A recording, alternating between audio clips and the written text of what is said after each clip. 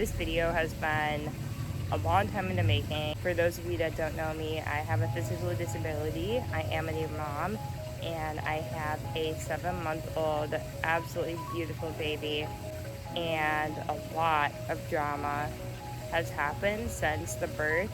Awful things that have been really hard at times to process and navigate, and one of the things that happened was that I've had Child Protective Services called on me and investigate my ability to properly be a guardian of my daughter. There was a lot of misconceptions about what happened, how those calls were made, who made the calls. Was it a mandatory reporter? Was it a doctor? Was it a family member? Was it a friend? Was it someone who knew me personally? And I'm here to finally answer a lot of those questions. So I'm just going to take you guys back to the very beginning of kind of this whole story because it's pretty long, so bear with me. Ari was in the NICU for about 30 days, I want to say roughly. I had her at 34 weeks, and her delivery went off without a hitch. I was fine. My recovery was going good. She was doing amazing in the NICU, but in the meantime, I was getting a ton of hate on social media, and it was very hard for my family and I just to see these constant hate comments every single day, just about me, Noah, her dad, and me being able to parent her, and just awful things. The day after I brought her home from the NICU, I got a call from someone, and I had no idea who it was. They put me through to this man, and he was like, oh yeah, like, I'm with DCFS, and I just have like a few questions for you. And automatically I was completely taken aback by it, and I was like, what do you mean? Did someone call on me? And he said yes. I was like, this is complete BS. Like, who called? Like, I have an online presence, and this is probably a troll. And I was just very upset, but I was like, yeah, you can come over whenever.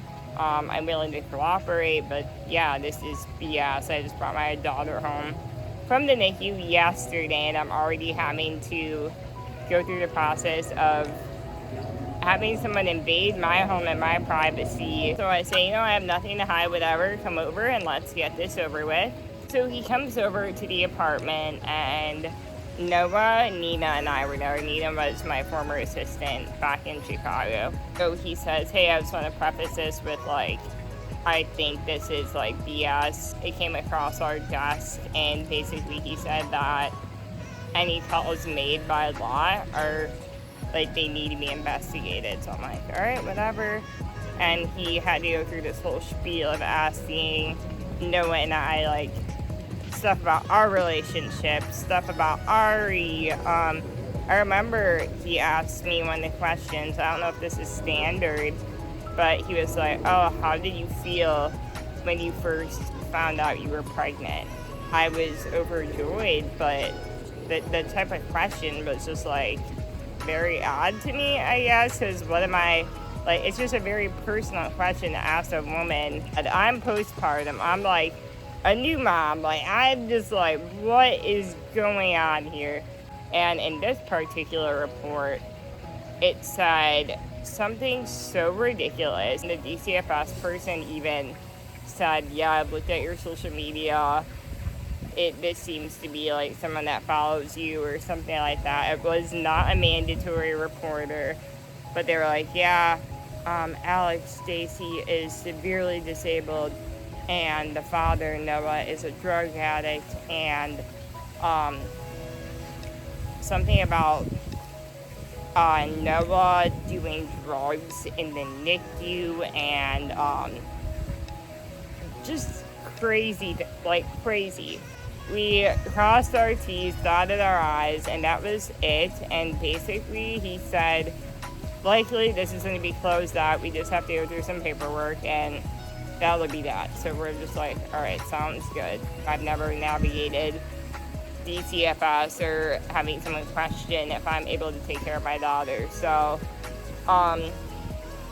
it was a lot. And so from there, what happened, I was kind of like, this is going to be over and done with, like, but then it wasn't. There was 2 different times that DCFS showed up to my door, unexpectedly. And one time, the second time this guy came, I think it was like a week later, he knocked on my door, and it was like a Friday or Saturday, and it was 11 p.m. So we're in bed, like, already sleeping. This guy, he was very, like, abrasive, and he said, there was an emergency call made. Apparently someone said that we had dropped Ari, because in one of my videos, she has her little red strawberry on the back of her head, which is essentially a birthmark. It's a hemangioma. So she was born with it. She has a few of them, and they go away with age. And we're like, at this point, I'm like pissed, because I'm like, all right, I thought this was over. Now someone here is coming to my house from someone on the internet saying that we dropped her on her head because she has a birthmark on the back of her head. This is ridiculous. Because after the first visit, I had contacted a lawyer just to make sure everything was going to be okay. I was very scared. Basically, my lawyer was like, they don't have to answer anything, like, that should be going through a lawyer first, this and that. So anyways, he basically left, and that was that. But me and Noah were extremely shooken up by all of this happening. At this point, things are getting more serious because there were more than one report. What I was told was very scary, that I could lose custody of my daughter, that she could be taken away, that all this stuff, and that, being affiliated with Noah could be bad. And I'm just like freaking out, because I'm like, this is so unfair. I'm a disabled mom. My daughter is more than well taken care of, and the fact that my life is basically being put in shambles because of this is just atrocious. I really don't think this would have ever happened if I was not disabled, and it was awful. It was completely awful. So I was paying her all this money, and nothing really, like, I don't know, I felt like she wasn't doing all that much, but that's another story. I'm scared paying her, like, basically in fear of Ari getting taken away from me. So every day I was, like, living in fear, like, are they gonna come today and take her? Went from basically me thinking that this is gonna be fine to, holy shit, this is serious. A few weeks later, someone else came on an emergent call. It was that Noah and I had gotten into an argument about co-sleeping with Ari, and that I, like, ran into him with my wheelchair, which never happened. It never happened. And for someone to say that, they would have had to have been in my apartment to even make up a lie like that. We're like, okay, this is clearly bullshit. So I cooperated with this woman from DCFS, and she was pretty chill, and we told her, like, yeah, like, this is under, like, consolidation, this case, with our lawyer, and, like, this has happened multiple times. Yeah, you can come look at Ari. And she's like, all right, left. Some time went on, and every day it was this big what if. We need to make an emergency care plan, and you're approved to DCFS, all these different things. And I'm like, my mind is just like, what do I do? I'm just going to do whatever I have to do to make sure that I can keep my daughter. But eventually, we got letters in the mail that our case was dismissed. I forget what they call it. The case was dropped, and we were deemed, like, fit to be parents. And the whole time I kept telling my friends and family and lawyer, like, there's no way that Ari's going to get taken away. There's no way. She's taken care of. Anyone that comes in this house is going to see that and see that we have a system that works for us as a family, and Ari is always our number one priority. And everyone was like, well, Alex, what if? And I got scared, in essence, spending, I think, over 15 grand on different legal consultation type things that definitely I was not in the position to be spending, but because I was so in fear of losing my daughter as a disabled parent, I